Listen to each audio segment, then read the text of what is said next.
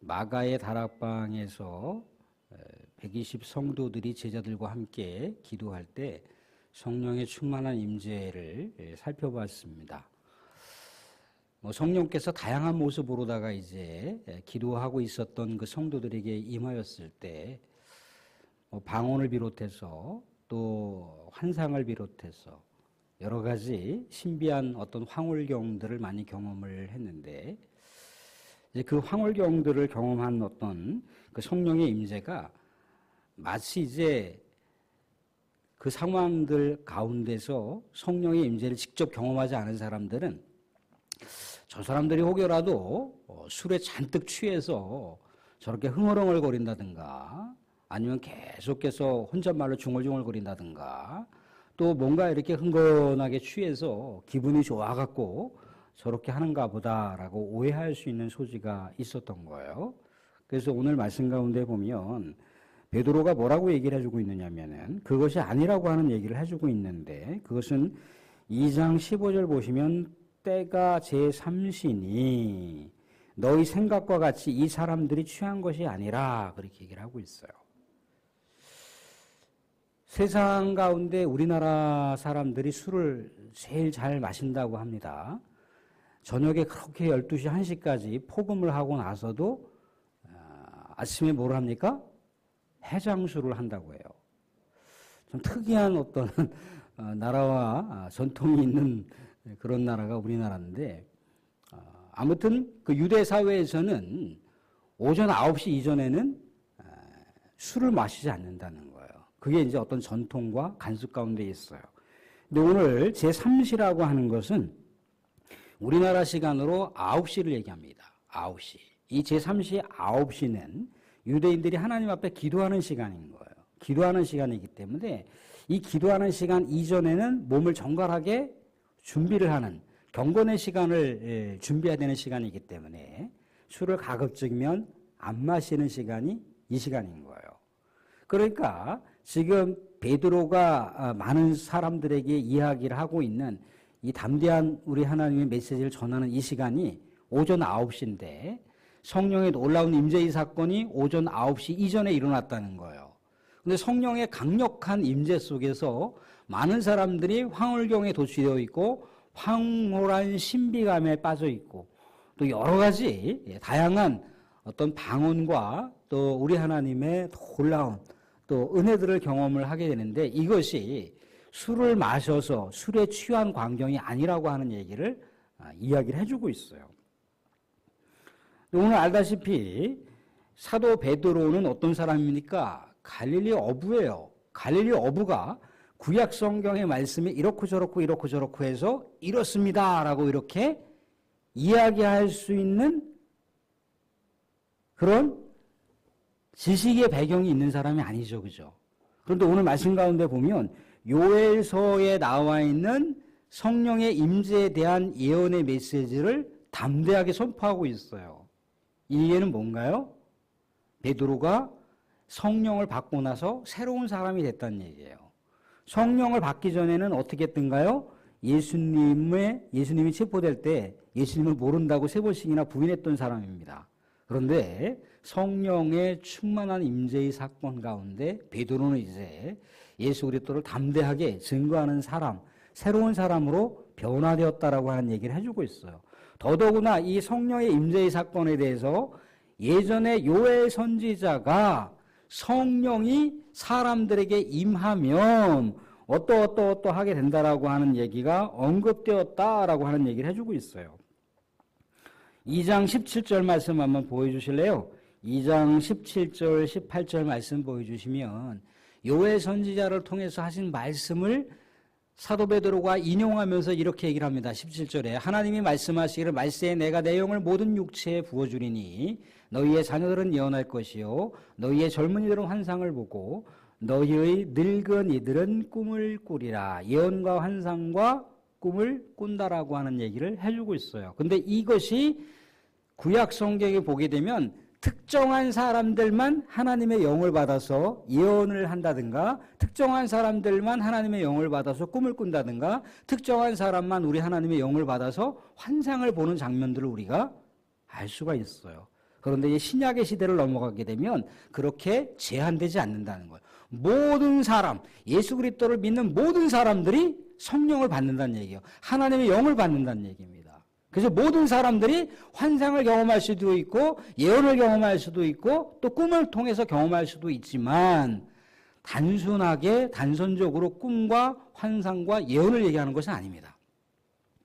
우리는 성령께서 강하게 임하실 때 다양한 경험들을 할 수가 있어요. 그죠? 불현도 갑자기 이렇게 일을 하다가도 갑자기 감동을 받을 수가 있어요. 그죠? 하나님께서 나에게 주시는 성령의 강력한 임재를 통해서 갑자기 하나님의 말씀이 떠오를 수가 있잖아요. 그죠? 또한 찬양이 떠오를 수가 있어요. 그죠? 갑자기 뭔가 내 마음속에 기도하고 싶은 마음이 드는 거예요. 그죠? 잠시지만 하나님 하면서 몇 마디 간절한 마음을 담아서 기도할 수가 있어요. 이게 성령의 임재예요.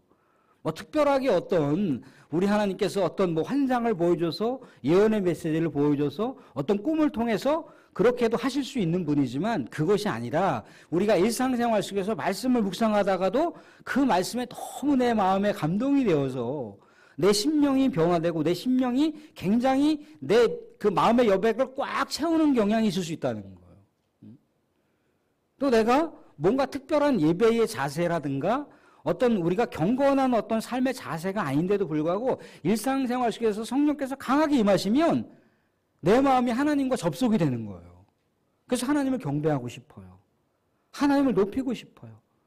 그냥 하나님에 대한 어떤 그 비전만 생각하면 내 마음이 막 부풀어 올라요. 어떤 뭔가 이루어진 것이 아니라 할지라도 하나님이 나하고 함께 하시는 거구나. 하나님이 내 인생을 인도하시는 분이구나 라고 하는 것을 더 강한 우리 하나님의 접속과 우리 하나님께서 붙잡아 주심에 대한 강력한 느낌이 온다는 거예요. 그래서 그게 성령의 임재, 성령 충만한 사건이라고 하는 얘기를 해주고 있는 거예요.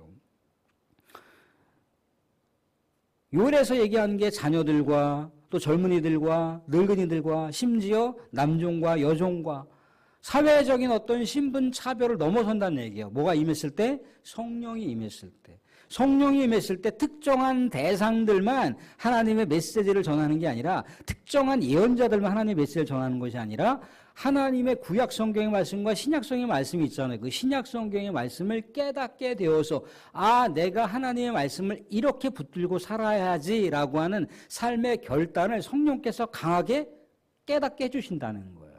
예수님께서도 말씀하셨잖아요. 내가 간 다음에 내가 부활승천하게 되면 성령을 너에게 내려주겠다라고 약속하셨잖아요. 그죠?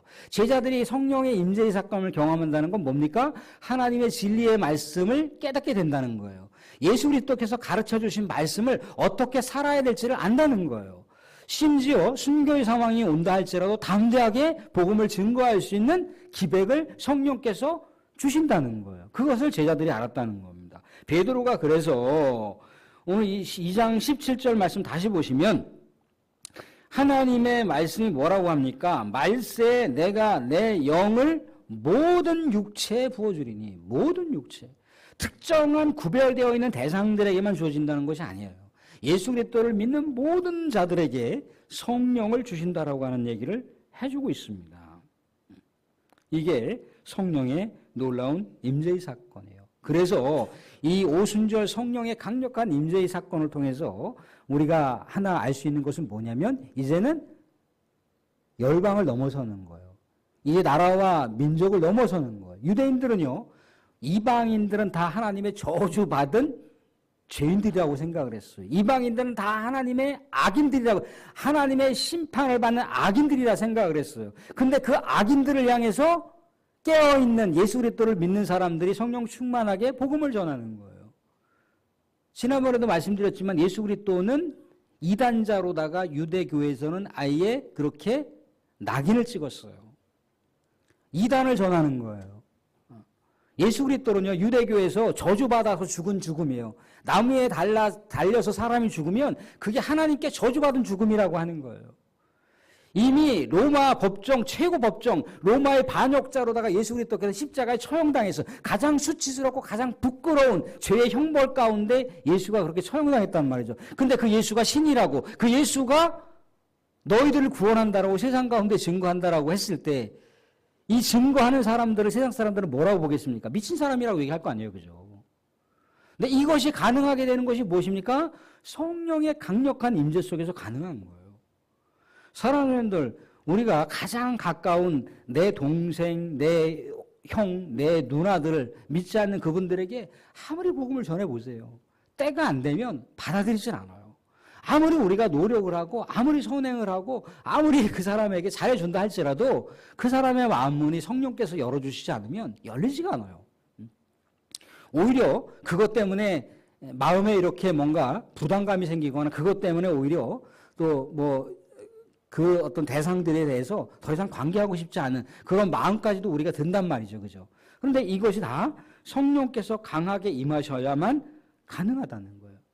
사랑하는 우리가 선교를 하는 것도 마찬가지입니다. 열방 가운데 복음을 증거하는 것도 마찬가지라는 거예요. 그들이 설령 예수 그리스도를 믿고 교회를 다닌다고 할지라도 이게 성령께서 그들을 인도해서 예수 그리스도를 진정으로 심령 가운데 고백을 하는 것이냐, 심령 가운데 고백을 하는 것이냐라고 했을 땐 사실 물음표가 있어요. 왜 그렇습니까? 수많은 지상에 있는 수많은 교회들 중에 한국이 정말 특이한 교회라는 거예요. 한국 교회가 특이한 교회라는 거예요. 왜? 수많은 선교사들이 재정을 막대하게 갖다 쏟아부어도 세계 수많은 교회들이 자립하고 있는 교회가 많지가 않아요. 그런데 우리 한국 교회는 성령께서 강하게 역사하시니까 막 자립을 한다 이거예요. 헌금을 한다 이거예요.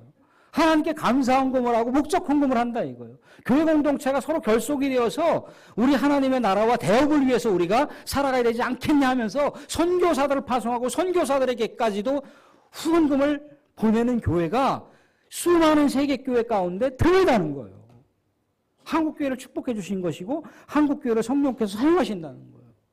근데 우리가 알다시피 제3세계의 수많은 나라들 중에 선교사들이 파송이 되어서 교회를 세우지만 그 교회들이 스스로 재정 자립을 갖고 자립하는 경우가 굉장히 드물다는 거예요.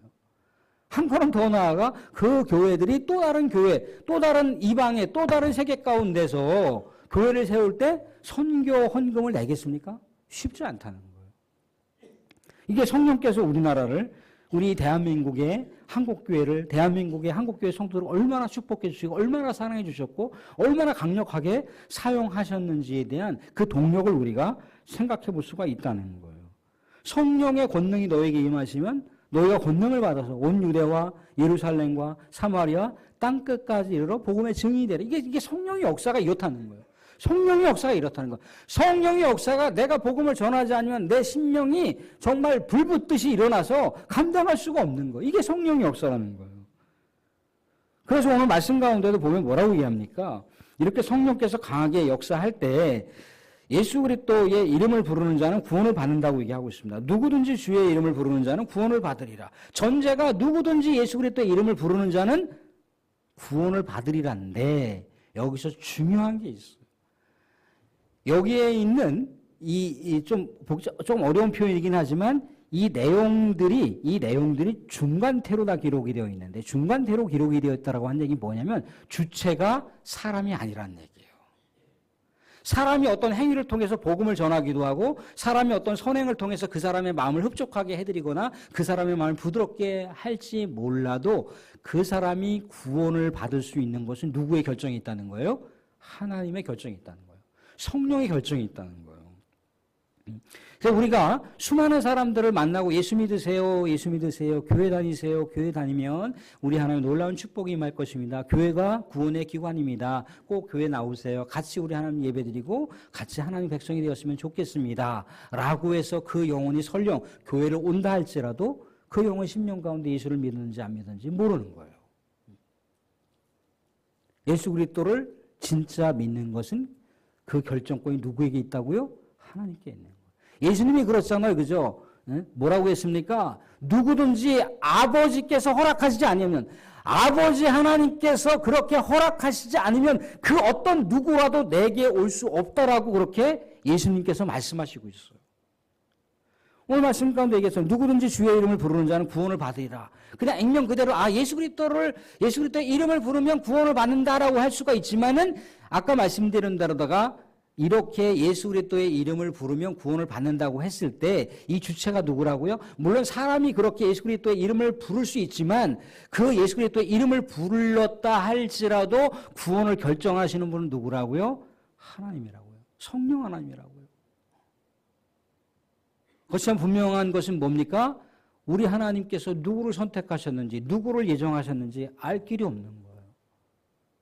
그렇기 때문에 하나님께서 예비하신 영혼, 하나님께서 정말 찾고자 지금도 불철주야 그 마음을 품고 계시는 그 영혼들을 우리가 만나기 위해서 또 기도를 품고 또 전도를 하고 또 복음을 그 영혼들에게 접속시키기 위해서 부단히 애를 쓰는 거잖아요. 그죠?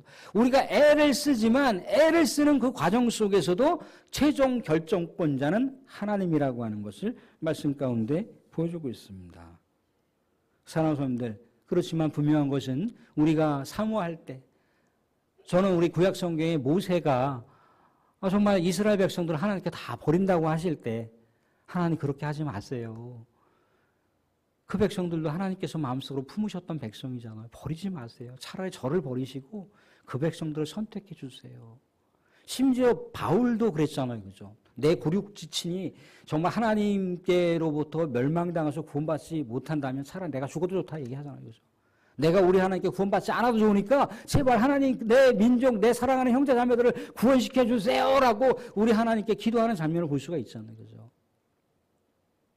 정말 지성명 감천이라고 우리가 마음을 다해 우리 마음속으로 품고 있는 가족들, 또 일가 친척들, 우리 대상들을 정말 전심으로 마음 품고 기도하고 하나님 꼭 구원시켜 주세요. 하나님 백성이 되기를 원합니다. 하나님께서 꼭 예비하신 영혼, 처용이 되게 해주세요라고 우리가 간절히 또 기도하며 나아갈 때 성령께서 우리가 마음속으로 품고 있는 그 대상들의 그 딱딱하고 그 그 견고한 사탄의 거대한 쇠사슬에 묶여있는 그 영혼의 마음이 그 부드러우시고 정말 포악했던 그 마음들이 정말 녹아져서 예수 그리스도를 받아들일 만한 그런 놀라운 문이 열리고 또 예수 그리스도의 그 복음을 영접할 그런 복된 소식이 아마 있을 겁니다. 사랑하는 성도가 깨어서 계속 우리 하나님의 마음을 품고 하나님께서 찾으시는 영혼이다라고 우리가 기도하며 계속해서 성령의 충만한 임재 가운데